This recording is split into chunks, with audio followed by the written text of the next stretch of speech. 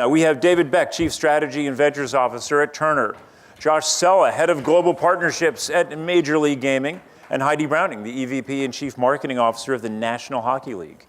Good morning. I'm going to go right off the edge. I spend most of my time nearly going right off the edge. How close to the edge? That is not anything new.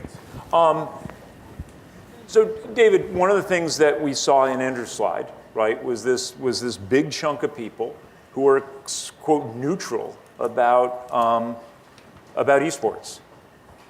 Is that a scary thing? Is that an opportunity? How do you move towards moving those guys into the green? I mean, regardless of what the chart said, I firmly believe that what's happening with esports is a once-in-a-decade opportunity, period. You do not have this level of engagement of an audience and global scale, and we can talk about what scale in the US looks like, but it is truly, truly unique. I mean, I can't think of another time in history where you had this much passion, energy, and engagement in media, period. So while, yes, it's still early days, and we'll talk all about authenticity and measurement and all the things that were, by the way, the same challenges of the days of early social media monetization, it's unequivocally a huge opportunity. And I do believe that the brands that are investing today, and by investing, whether that's dollars or just simply learning and participating, are the ones that are it's gonna pay dividends for them when you start to see this inflection point in scale.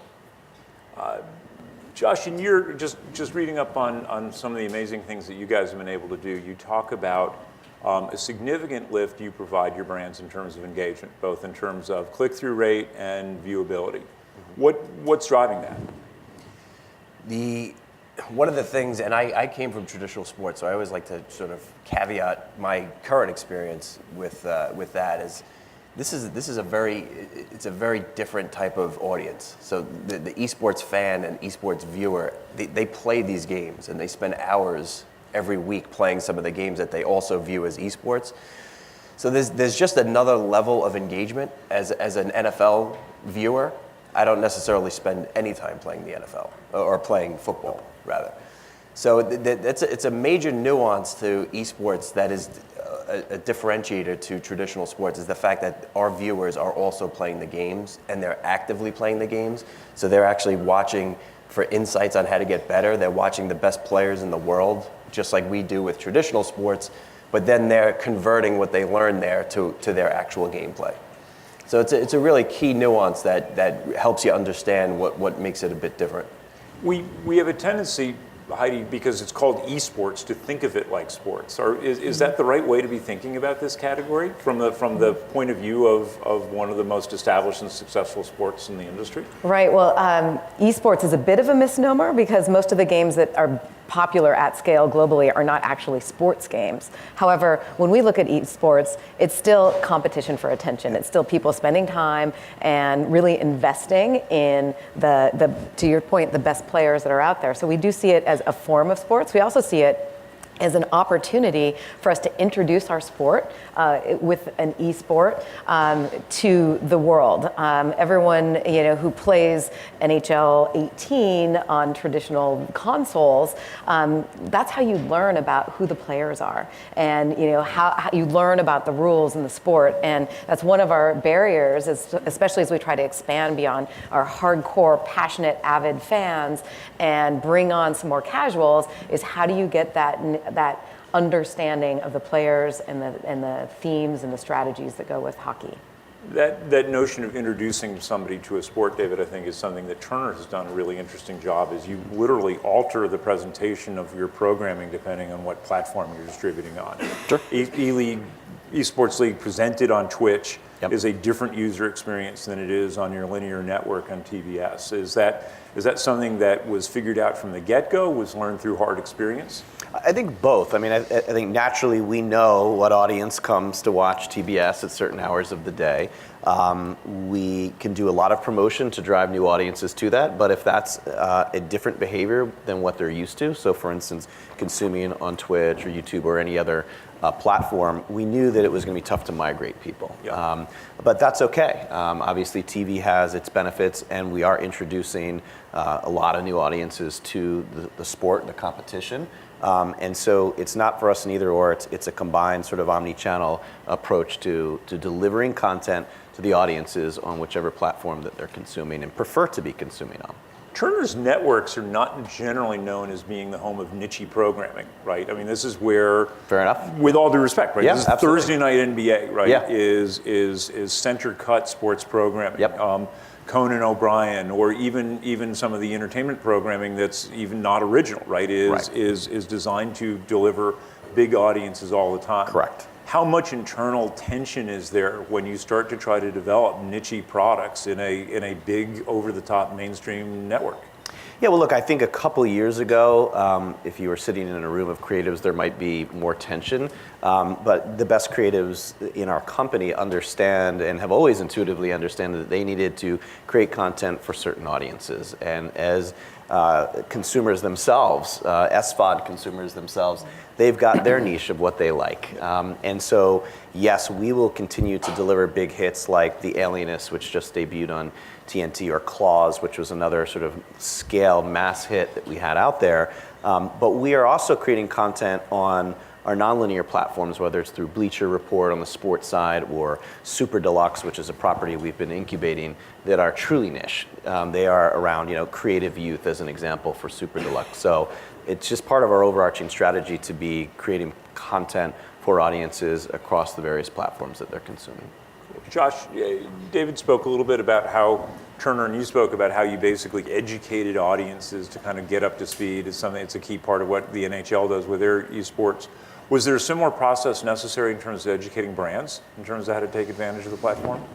Yeah, absolutely. So I've been in the space now for about 2 years, and I've seen from 2016 to where we are currently a dramatic shift in how the brand marketplace looks at esports.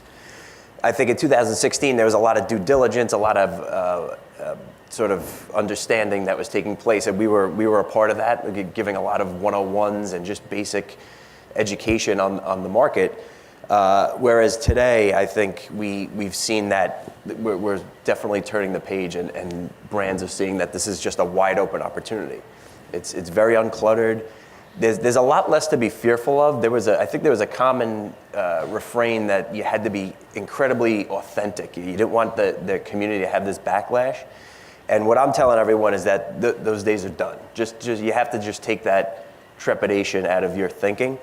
We introduced a variety of non-endemic brands with Overwatch League, and the social sentiment around just their sheer announcement was unbelievably positive.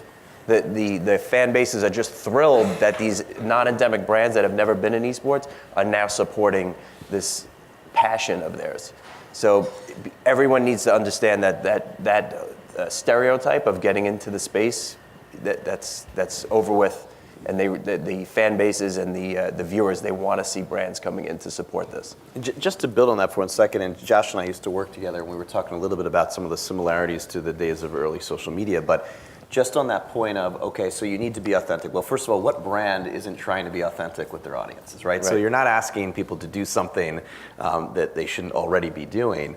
But when you actually deliver on it, and the example, and many of you probably heard it, around integrations we did with Arby's and E-League, literally there were fans that were chanting Arby's after the spot was run what brand wouldn't want fans to actually be cheering their name?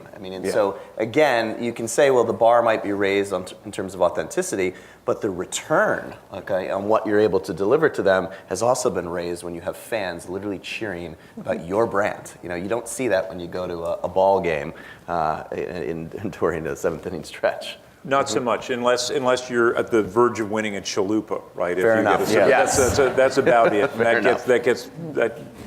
I hate chalupas, and I'll still root for the damn thing. Heidi, before you got to the NHL, the NHL was fighting through some similar issues that esports may have had, just in terms of, was it a niche sport? Mm-hmm. Was it a sport that was defined by a certain kind of style of physical play?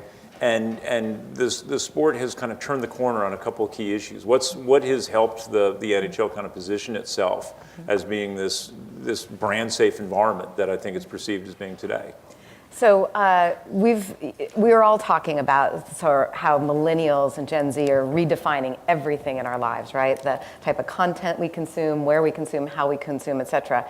Our youngest players are this generation of people, and they're transforming our game just like they're transforming the rest of the world. And the new elite players that are coming into the NHL play a much different kind of game. It's still a physical game, but it's a game that's really focused around speed and skill, and they're skating faster than we've ever seen before.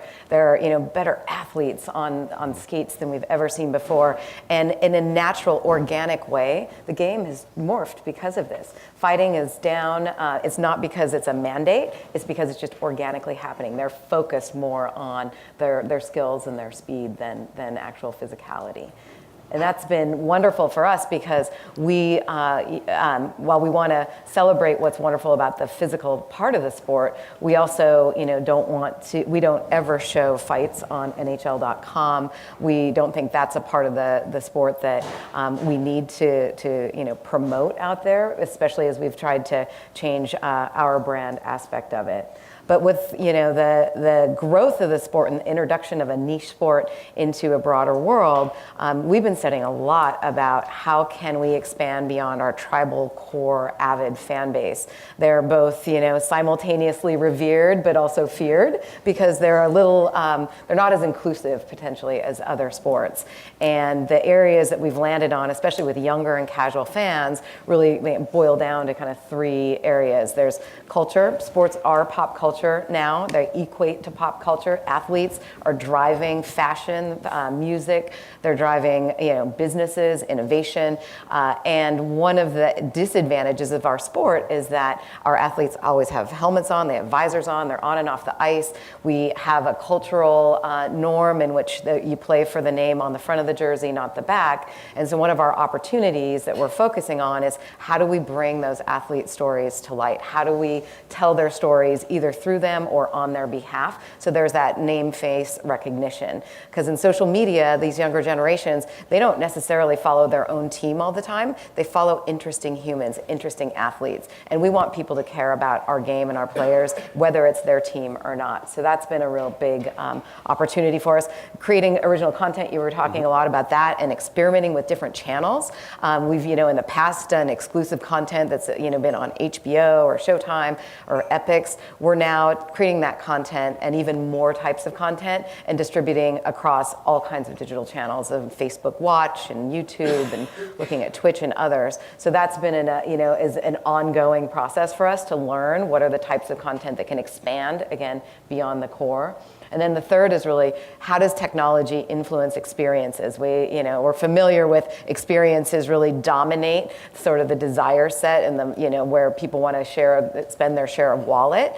So how can we use new technology innovations to enhance that live experience, whether it's live in the real world or you're watching it, on your OTT. And so we're looking at things like augmented reality, this quantified self that we all have and are curious. And we've got a generation of people who've had stats at their fingertips all their lives. And so how can we bring that to life? How can we, test and scale virtual reality? Because we know that the best way to experience hockey is live, but the next best thing to live is virtual. And so how can we extend that? And then how do we bring esports? We haven't announced our official esports yet, but you're welcome to here. I can't do that. I'm not allowed to, but we are. We've got owners who are investing in it, who've bought leagues. We see that as an opportunity to optimize our buildings, really, to drive additional revenue, make sure that we have people in audiences. And as I said earlier, we see it as a huge opportunity to grow our sport through just familiarity with the players and hope to bring in more casuals.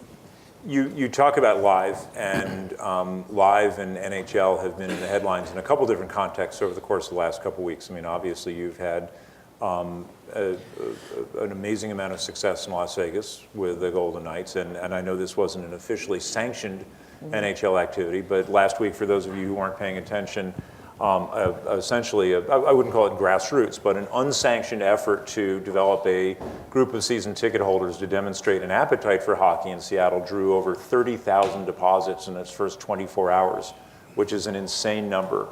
The Pacific Northwest is starved for winter sports with the Sonics having left Seattle a couple of years ago for Oklahoma City. How we don't necessarily connote the millennial and the emerging audience segments into being live event consumers. Has the National Hockey League been able to kind of go against that trend? I think live is always going to win. You're always going to fill stadiums because, again, there's no better sport live than hockey, and there's no better way to experience hockey than live. So I'm bullish that we're going to continue to see that happen. Vegas is a great story. It's our first true expansion team, not a team moving from a market to a market, but a true expansion with a draft, with building out this team. And we thought of it as a growth opportunity, right? We thought, oh, hey, Vegas is a place where everyone goes to visit. Let's give them an entertainment choice that's not, Celine Dion or Britney Spears. And let's really use this as an opportunity for people to experience hockey where they might not have it in their own market. Well, Vegas surprised us because it came out with a huge outpouring of support from the locals. So it's not just visitors. There's a huge local contingency, and we're sold out every night. And not only to mention that, but the team is now #1 in the league, which is also unheard of. So it's a good story. Keep watching it because it's going to keep going.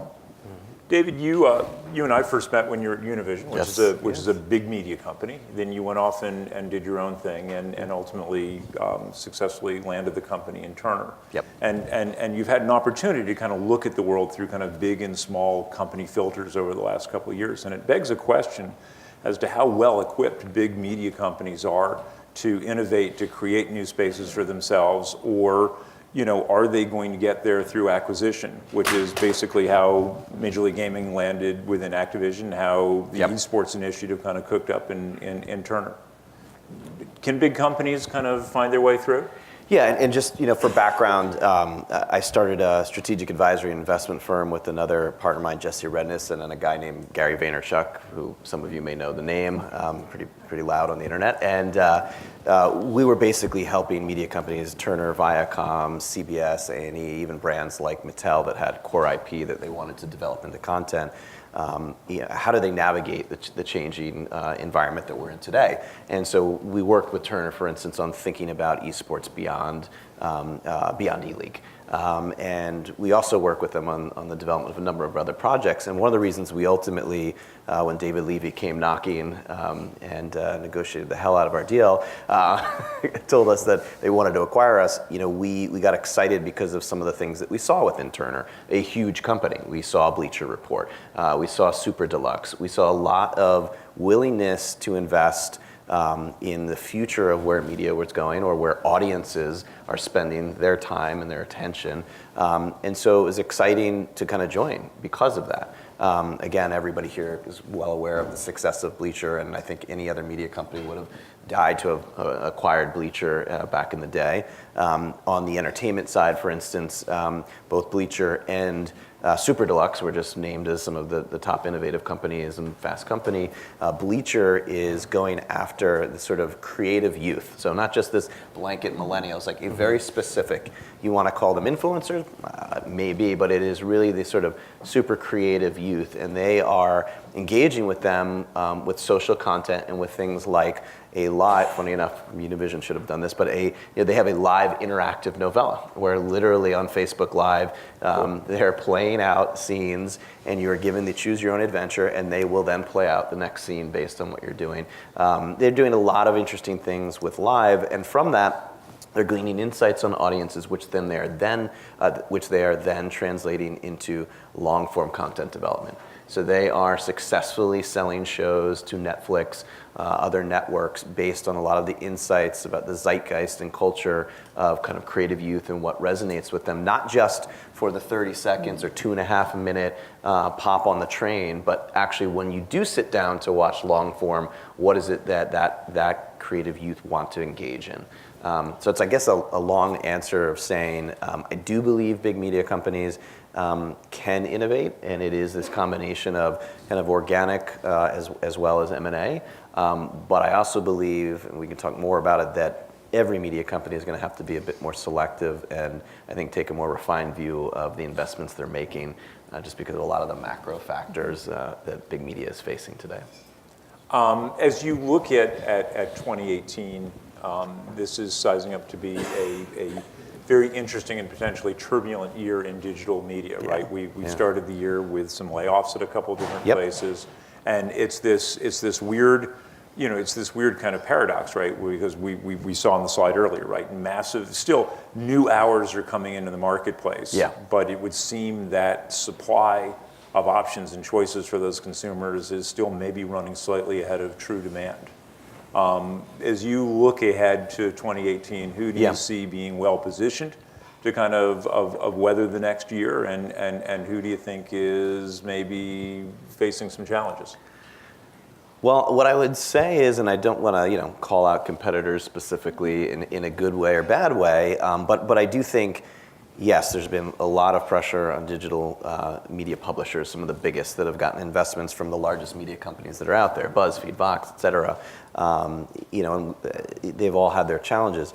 I think one of the things that we're looking for with anybody new that we're partnering with is, it used to be, okay, do they have an audience that we either don't have that we want, or we have and we know their attention is going elsewhere?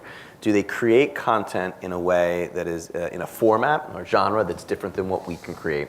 And together, did that create a brand that resonates with advertisers as well as just audiences? And that used to be kind of, I think, some of the core filters, and that's why a lot of the deals were made with some of the companies that I just mentioned. I think today we're very, very much focused on, is there an underlying technology that they've built, something that's more proprietary? If you look at all of the different publishers out there focused on women, and you literally put them on 4 different screens and blinked your eyes, you probably wouldn't know which brand is producing which content. It's become so homogenized. And so I think we kind of pull back and say, who's really learning about their audience? Because that's what we know brands are going to want to know. And even for ourselves, how do we optimize the content? How do we figure out whether that's content that would resonate on linear, or whether that's something that should be part of a new OTT service? So punchline is, audience, content, brand, where I think the filters of a couple of years ago and led to the huge investments that you saw. Today, understanding that audience through some sort of proprietary technology that you can access and make available to brands, as well as sort of your own producers and marketers, I think is going to be table stakes. And so the brands that are able to do that actually have tech, is going to be the defining factor for success. We've been talking kind of narrowly within the context of how brands connect with consumers, and how that economic proposition is driven by sponsorship and advertising. MLG has taken a tack of being, of trying to reach ubiquity and mass distribution, and not focused as much on DTC channels. What role do you see premium content, do you see subscription content playing in your business going forward? Our business as it relates to sports and traditional entertainment is really starting from scratch. And we have a lot of people internally at our company that are trying to be very smart about our approach. So as of today, a large majority of our leagues are broadcast on Twitch. That is the biggest mousetrap currently for this fan base. That said, there's a constant evaluation of what to do, where to distribute next, and these other opportunities to not only create other revenue streams, but also to create environments for our fans that are what they are interested in. So I think the fact that we own our games, and we own the platform that the fans play on, all the way through the leagues and the distribution of the creation of the broadcast, it gives us a big advantage.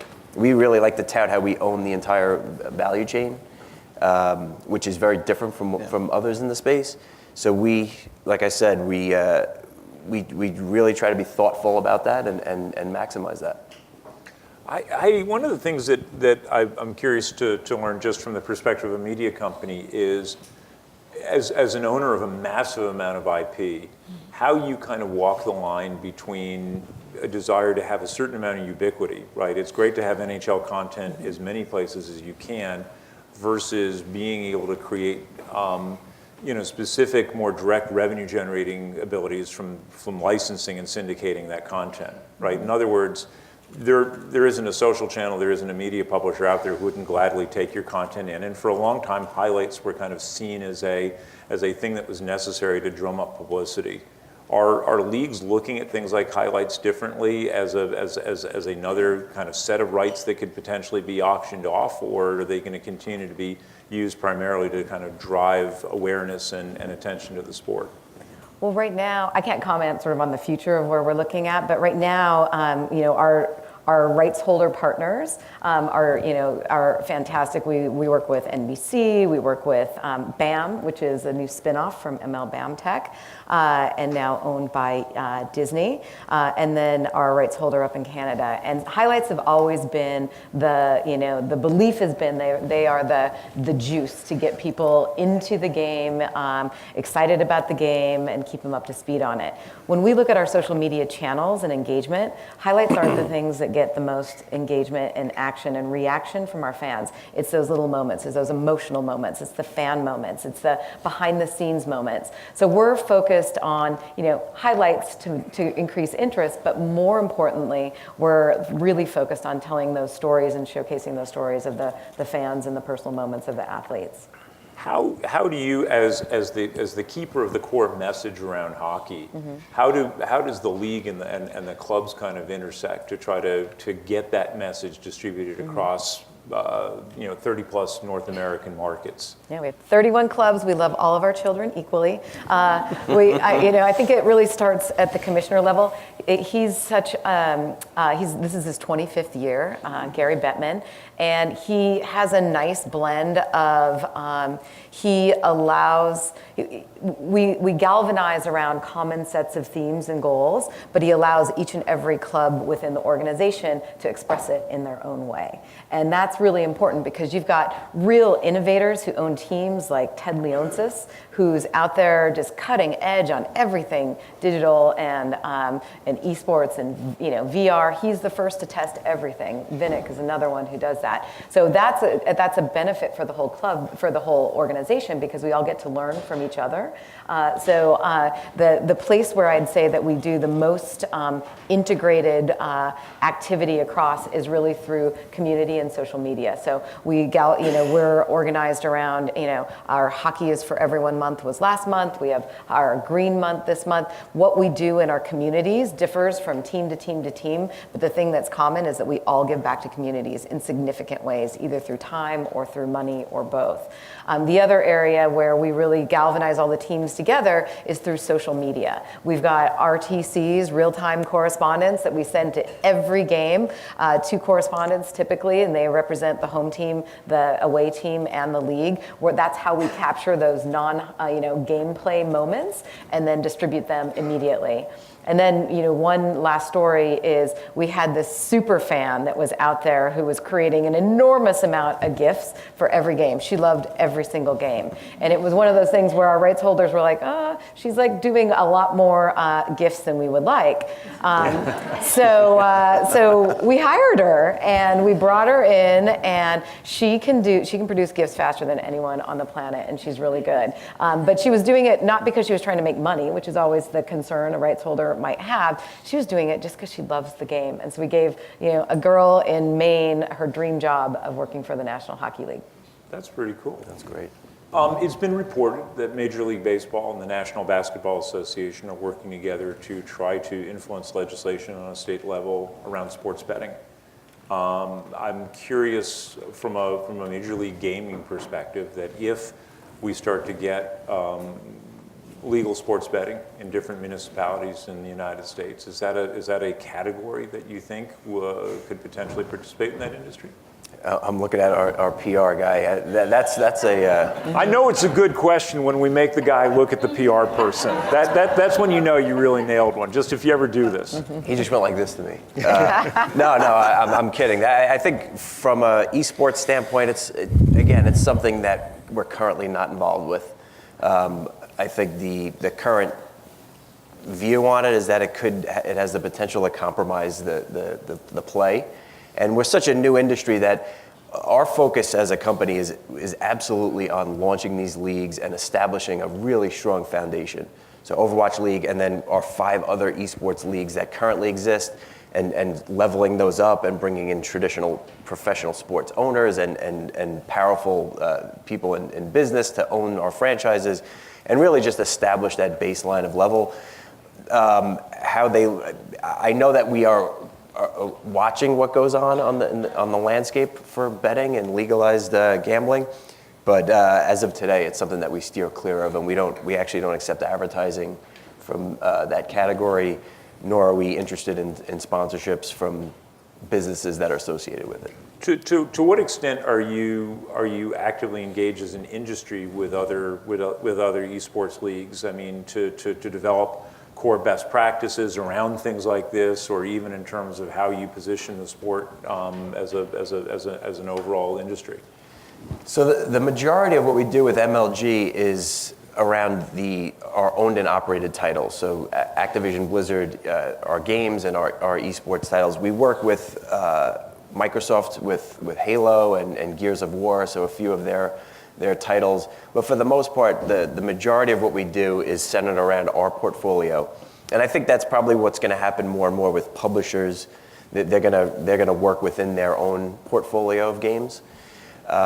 We're not focused much on trying to establish a set of rules for the rest of the industry, because I just don't foresee that being realistic at this point. You know, as I said, as the publishers that own the games, they're not necessarily going to take Activision Blizzard's word on what they should be doing. Mm-hmm. So that's our primary focus right now, is really launching great, structured, professional leagues that have the highest level of quality. And that's what we did with Overwatch League, which launched in January, and that's really our main focus now. It's really, I think it's important not just for us, but for the industry. And E-League has done a fantastic job of showing what a broadcast could be when you take professional and established media company and marry that with an esport. We're doing the same exact thing. So.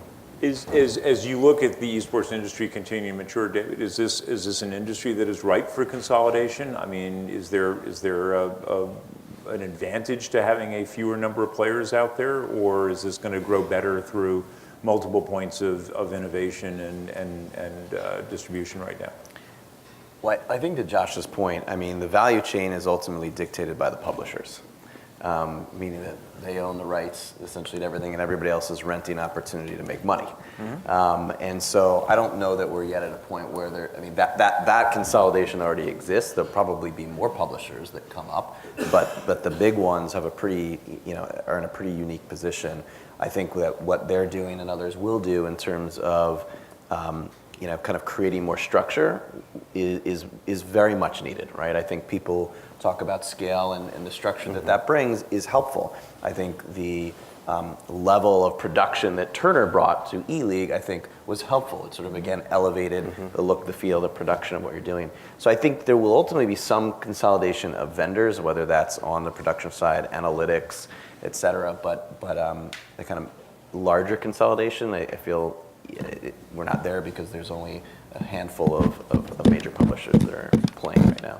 And my understanding, and I might as well have just gotten here from Mars, right, as far as this is concerned. I mean, but the barrier to entry in terms of being able to publish a game worthy of this competition is incredibly high. Yes. Now, if you look at the market of esports narrowly around these big games, but if you also look at esports on the mobile side, right, which again, you could kind of redefine what esports is from a mobile perspective, but I do think there's going to be a lot of players that are in that space, and we all know how addictive mobile games are already. Again, it's very different than a game that Activision puts out, or Blizzard or others, but I think you are going to see more players come in on the mobile side. Because the barrier to entry is a little bit lower. The barrier to entry on that side is absolutely lower. I'm curious, just as you think about, I tried to get you to go in this direction, and I understand you don't want to use proper nouns, but as you think of what is ahead for the sports business, the sports industry as a whole, on digital platforms over the course of the next year, what do you see as kind of the big trends we should be thinking about and watching? Well, I don't know how. Let me just put it this way. I know how I would spend my time, and I'm not even the guys running the sports group. But as I think about the media landscape overall, and this goes beyond sports, right? It is harder and harder to create mega hits. Okay, there are only so many big brands, so many leagues that are out there. My daughter, my 6-year-old daughter, Chloe, who wears princess dresses and tiaras, also just dropped ballet to do an American Ninja Warrior class, right? My son is too young, but like I can totally picture him flying drones around our house, crashing into everything. I mean, when I bring those two examples up of who would have ever thought that American Ninja Warrior and that sort of competition-based sport would be emerging to what it is today, just as sort of drone racing league, or the idea of kind of the electronic gaming with a physical element to that. I'm excited about. I think that both buyers and publishers are going to have to spend a lot more time finding those sports, because you're going to need a number of those to kind of bubble up. You're not going to be able to just find this scale replacements of obviously the big stick and ball sports. So. That's an alarming beep. Apparently. I believe that means we're supposed to be asking if you all have any questions, because we've been doing way too much talking. If you don't mind, let me just give you a microphone, because it's hard to hear in the back. So. Dead on. Building. Thanks. Edge plays. David Kaplan with Geo Marketing. Obviously, what we were talking about today is highly visual sports, obviously, especially, certainly for places like Turner. But was also wondering about the impact of when you're looking at other channels, Heidi, the idea of voice activation with Alexa and OK Google and everything else out there. How have you been thinking about that as an extension of what all three of you are doing? Thank you. Well, coming from Pandora, I've been a big believer in voice as the new touch for years. We've seen this revolution coming, and now it's finally here. So we're excited about it. Think of the opportunities that you can do. I can't speak to the specific conversations that we're having, but it's an integral part of human experience. It's transforming how we're interacting with technology and content and e-commerce, everything. So it's important to us. Well, again, with the proliferation of content opportunities, we are constantly trying to find ways to deliver that content to people, and search and the ability to quickly search, Alexa, play XYZ.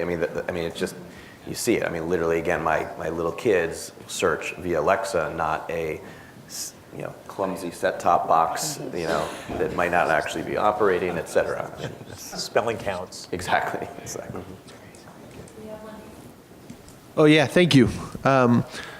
Eric Gutoff with Grace Blue. I wanted to ask you guys, this is a really interesting conversation. I wanted to ask you guys about talent and skill sets as it relates to technology, and advice to organizations as they're trying to leverage this more and do more in this space. How do you get the right talent and skill sets to be effective in the convergence of technology and sports? Thanks. I could tell you that our entire team, I would say the majority of our organization, not even just the MLG division, but Activision and Blizzard, has a background that's rooted in technology. From my team's perspective, everyone has had some form of experience within a social or a digital publisher. We have people from Vice, from NewYorkTimes.com, from the NFL, but skewing on the digital side. So I think, especially as it relates to esports, now we're definitely the tip of the spear on this super tech-savvy generation. Everything that we do has some form of social and digital extension to it. It just has to. It's not a potential add-on. It's sort of organically part of whatever that partnership is. So it's pretty much part and parcel with our business and understanding that consumer. So yesterday, I, for the first time, interviewed a data scientist. And obviously, I have no way of evaluating how smart this person is. But the point I made to him, and he kind of got pretty quickly, was, could I put him up in a room with brands? Could I put them in front of our CEO and not talk about the data, but what are the insights from the data that lead to actual business decisions? And whether that's just day-to-day optimization of programming or longer-term trends that you're seeing. But in terms of a skill set, I don't need more data analysts. I need more insights analysts and people that can translate that and help the creatives and others understand what they can do with that will change their business. Heidi, what do you look for in talent? We're in the process of going through our digital transformation, so we're bringing in all kinds of new talent. What I think I'd say that's different from these two is just go outside of your industry. If you can find really talented people who have solved big problems in different industries that aren't related, but they are at the core. And it brings in new perspective and new, you bring in new leaders, they bring in other people, and it just refreshes everything. And it brings in experience, skill sets, and what you're looking for, as opposed to teaching people who are there how to do something new, which is also good. But do you find that you can use sport to attract people from other industries to come work for the NHL? Absolutely, sports still, hot entertainment property. I'd also strongly recommend hiring people with decades of experience. Exactly. Twitter. Yeah. I have a pro forma that I can share with you. Hi guys, Michelle Aragon with Magna Global. Great topic this morning. I love the conversation. You've shared a little bit of some of the successes of like what you're looking at, Heidi and David, what you're talking about, like audience insights, ad formats, things like that. But from an esports perspective, how do you guys define scalable success? Like, curious to know your thoughts on that. Should I, do you You mind? should go. Yeah. Whomever. So scalable success.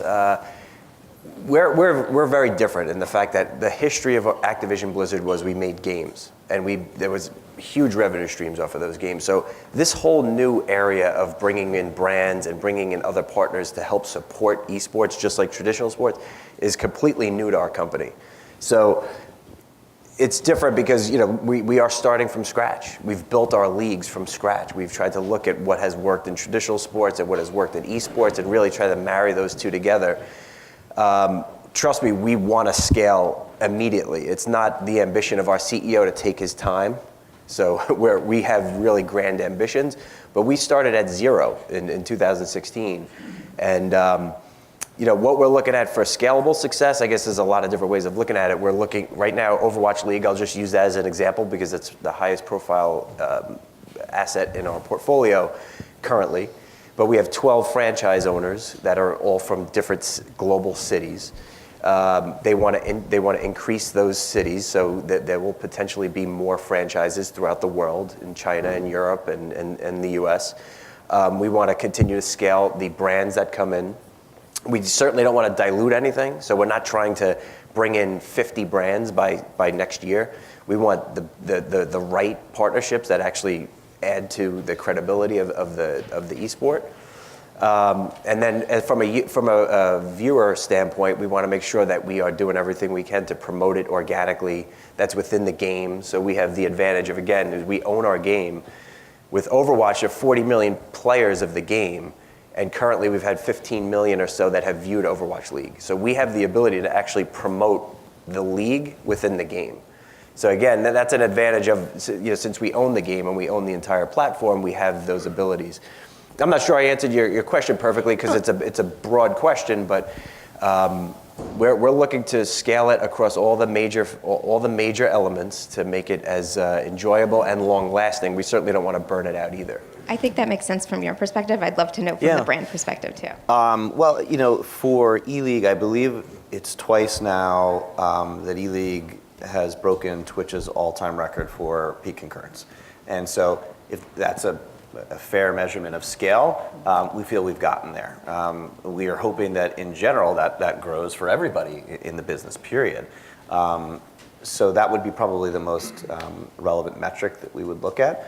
We know what our TV audiences are, and I think we're less concerned about the overarching scale there and more of the continued engagement that we see, because again, we're hearing more and more from our brand partners and that they want that engagement. They understand that they're not going to get NFL game level scale reach, but they want to see engagement. And so as a portfolio that Turner offers, esports is a piece of that portfolio, and that is a different scale than we are looking at for the NBA on TNT. Cool. Do we have time for one more? We'll let Heidi answer, then we can take one more question. I was just going to answer in a more general term, which is around innovation. Like anytime you have an innovation agenda, what are you looking at, right? So, and a lot of times when you test out innovative technologies, you go through a one and done, and you just can't do that because a lot of these technologies are so early days and consumer adoption hasn't reached mass yet. So you have to keep trying at it. But we look at a few things. We look at, number one, does it enhance the fan experience? Whether it's at a game or in the real world or through digital, well, is it doing something to increase their favorability around our brand, their fan satisfaction scores, or are they just driving conversation about this is cool? The second is, does it actually translate into some sort of business metric? Are we selling tickets? Are we, driving tune-in, which is really difficult to measure? But, are there indicators that this innovation is actually driving to our larger goals, which is the absolute, growth of our, TV audience as well as our ticket audience? That's awesome. Thank you. Please one over here. Hi, I've really enjoyed the panel. Thank you so far. Waylon Mahoney from The Drum. You're talking about these emerging teams and individual esport athletes, or athletes as you might call them. How are brands going to, sponsor them, but then how does that reconcile with these esport athletes when they become members of an organization, a team, a whole league? Or is there going to be separation? Just curious how that relationship is how you see it evolving. I could take a crack at that. That's everything that we've seen in esports is going to be more often than not similar to traditional sports. It's just that some of these leagues are actually forming now. So a brand might have a relationship with a player who's not on a part of a franchise, and then when they become part of the franchise, they and the team will figure out how best to segue that relationship into their organization. But I think generally what I would leave everyone with here today is someone that has worked at the NFL and within traditional sports, that the similarities are tremendous in between traditional sports and esports. It's not worth trying to overcomplicate it. There are some nuances to it, but for the most part, you'll see more similarities than you would see things that would differ. Well, thanks to all of you for being here today, all of our speakers, panelists, our audience. We have another vertical coming up on April 17th focused on retail with Wayfair, Nike, and some others. So we hope to see you back. Please stay connected with the club. And thanks to all of you for being here. Thank you. Thank you.